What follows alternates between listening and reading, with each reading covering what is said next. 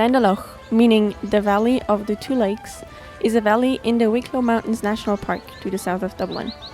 Glendalough is said to have been founded in the 6th century by St. Kevin, a monk who settled in these mountains for their remoteness, beauty, and serenity. St. Kevin was born around the year 500, was a hermit and a Christian mystic, and he founded the Glendalough Monastery. Because he was supposedly blessed by an angel, St. Kevin joined the monastic life at a young age, eventually retreating to the upper lake in Wicklow, where the present-day Glendalough is located. The monastic city of Glendalough is an ancient monastery, and most of the buildings originally date back to the 10th or the 11th century. Many of those buildings have been rebuilt and restored in the late 1800s. Glendalough is an ancient holy place.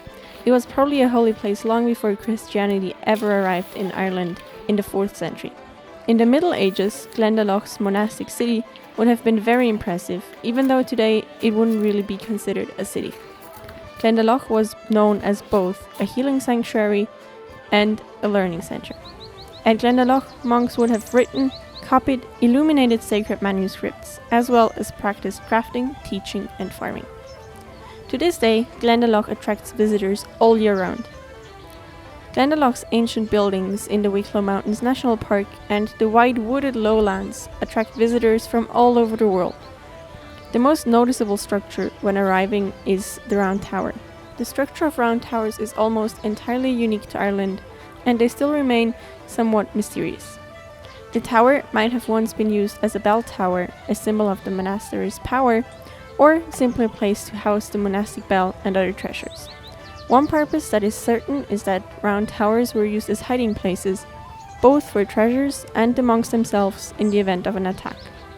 The round tower in Glendalough is 30 meters high with 1 meter thick walls. It is largely the original structure, although the cap had to be replaced in the 19th century after being struck by lightning. There are only very few round towers in the world that are accessible to climb. The others are either too old or too unstable. The main entrance to Glendalough is through the gateway, which was made using a technique called dry stone. It was made with intricately cut stones. If one were removed, the whole arch would fall down.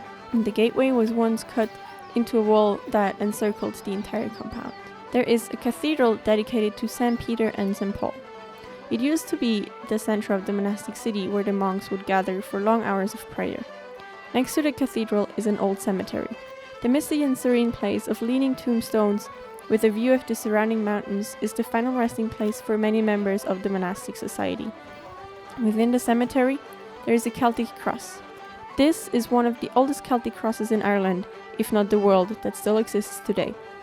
There is a legend saying that if you wrap your arms around the base of the cross and your fingers can touch each other on the other side, you can make a wish and St. Kevin will fulfill it. The buildings of the monastic city are clustered below the lower lake, surrounded by hills and forests.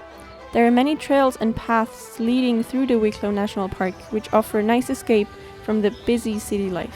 There are 2 lakes, a waterfall, and a path along the ridge, where you can get breathtaking views of the lakes.